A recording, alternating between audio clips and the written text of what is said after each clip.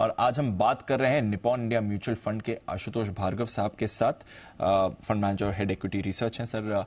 Sir बहुत बहुत शुक्रिया आज जी बिजनेस को अपना समय देने के लिए। बहुत बहुत बधाई नए साल की आपको सर, और आशा करते हैं कि आपकी टीम के लिए बहुत ही बढ़िया आने वाला साल रहे।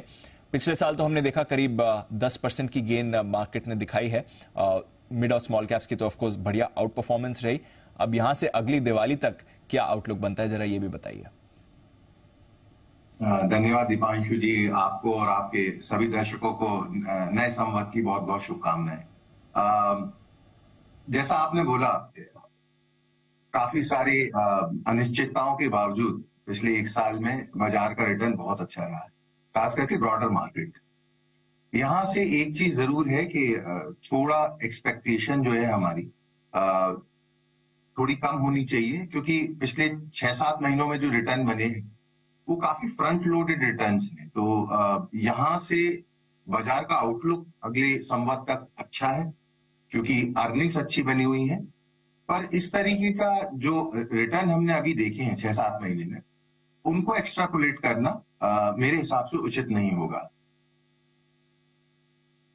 अंडरस्टूड। तो वो रिटर्न्स आप कोरिलेट नहीं कर सकते हैं, बट एक्शन फिर भी रह सकता है सर। आगे बहुत सारे इवेंट्स हैं जहां पर बाजार को रखनी पड़ेगी नजर। 6 महीने में इलेक्शंस है नेशनल लेवल पर। रेट हाइक साइकिल तो ऑलमोस्ट खत्म हो चुका है, रेट कट साइकिल पर सबकी नजर है।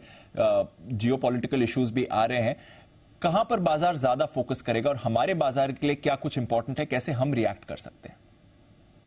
अगर आप फंडामेंटल की बात करें तो बाहरी बाजारों में भी जो अभी परिणाम आ रहे हैं, इकोनॉमी के तिमाही नतीजे जो आ रहे हैं, वो अपेक्षा से बेटर ही आए हैं। वरीज बहुत हैं, पर इकोनॉमी किसी ना किसी कारण से अच्छा कर रही है। और लोकली भी अगर आप देखें, इस साल 20% से ज्यादा अर्निंग ग्रोथ एक्सपेक्टेड थी, और अभी तक इस क्वार्टर के पूरे नतीजे नहीं आए हैं। अगर आप देखें, अभी भी ब्रॉड लेवल पे अपग्रेड ज्यादा आ रहे हैं, डाउनग्रेड कम आ रहे हैं। तो इवेंट्स रहेंगे, बट बाजार जो है वो अच्छे नतीजों से, अच्छे इकोनॉमिक आउटकम से आई थिंक सुदृढ़ बना रहेगा। और हमें लगता है कि एटलीस्ट नेक्स्ट 2 क्वार्टर में एक बड़ा जो सपोर्ट है बाजार को, वो मार्जिन से है। तो इस साल हमने देखा है कि मार्जिन का बड़ा सपोर्ट रहा। इनपुट कॉस्ट डिक्लाइन की वजह से काफी सारे सेक्टरों में मार्जिन सपोर्ट रहा और अर्निंग्स काफी अच्छी आ रही हैं। ये मुझे लगता है अगले 2 क्वार्टर तक चलना चाहिए, और उसके बाद अगले साल भी नॉमिनल जीडीपी ग्रोथ के बराबर अर्निंग ग्रोथ, जो कि 12 से 13% की अर्निंग ग्रोथ की अपेक्षा हमें अगले साल भी है। थोड़ा स्लो डाउन होगा, पर अर्निंग अच्छी रहेगी। और अगर अर्निंग अच्छी आएगी तो ये सब जो आपने इवेंट्स बताए, मेरा ख्याल है कि market beyond the point fundamental earning पे ही फोकस करता है। इवेंट्स के बारे में हम प्रिडिक्ट भी नहीं कर सकते, पर अगर अर्निंग आती रहेगी तो बाजार वॉलेटिलिटी के बावजूद भी अच्छा प्रदर्शन देगा। कहां पर बेटर अर्निंग्स आएंगी सर, जरा ये बताइए। हमारे अगर बाजार की बात करें तो कहां फोकस ज्यादा करना चाहिए? सेगमेंट्स तो काफी सारे हैं, जैसे कि ऑटोज, फार्मा में अच्छे अर्निंग्स आ रही हैं। एक सेगमेंट है जो चला नहीं है, पिछले इस साल पूरे साल अंडर परफॉर्म किया है, जहां हमें अर्निंग का डाउनसाइड नहीं लगता और अर्निंग से अपेक्षाएं भी लिमिटेड है, वो है बैंकिंग। बैंकिंग में क्रेडिट ग्रोथ भी अच्छी बनी हुई है। मार्जिन में जितनी गिरावट की अपेक्षा थी उतना गिरावट भी नहीं आई है। क्रेडिट क्वालिटी का तो कोई इशू है नहीं, इसके बावजूद भी स्टॉक्स नहीं चले हैं। उनके वैल्यूएशन उनकी पुरानी हिस्ट्री के हिसाब से या बाजार के अपेक्षा काफी अट्रैक्टिव है। तो एक सेक्टर लगता है जहां अर्निंग और वैल्यूएशन दोनों का सपोर्ट है। बट डोमेस्टिक डिमांड ओरिएंटेड जो भी सेक्टर हैं, जैसे पावर यूटिलिटीज, और जैसा मैंने आपको बताया सिलेक्ट कंज्यूमर डिस्क्रिशनरी नेम जैसे होटल, हॉस्पिटल एक्सेट्रा, और ऑटो, जैसा मैंने आपको बताया, यहां पे हमको लगता है अर्निंग का सपोर्ट, अर्निंग का जो मोमेंटम है वो बना रहेगा। ओके। आप अपने पोर्टफोलियो में क्या कुछ बदलाव कर रहे हैं, आगे कहां पर आप ट्रैक्शन देख रहे हैं?